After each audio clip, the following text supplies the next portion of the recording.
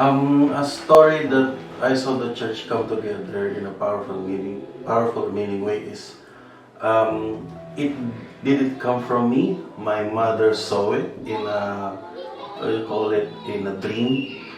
She saw, parang nasa likod kami.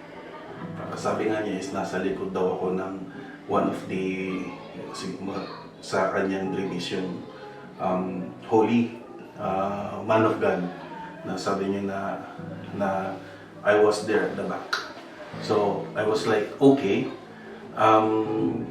Yun nga na nasabi ko na, ay, baka ito na yun. So, baka sa care under kay Pastor Van, na baka ito na yung sinasabi ng mother ko. And then nga, ito nga, I am part of the music ministry now na nakakuha lang. So yeah, probably that story of where the church that I've been in a meaningful, be a part in a meaningful way. Share a story where you saw the church come together in a powerful or meaningful way. Our last year anniversary, our Bishop Pastor Cab, so nandito siya yung nag-preach.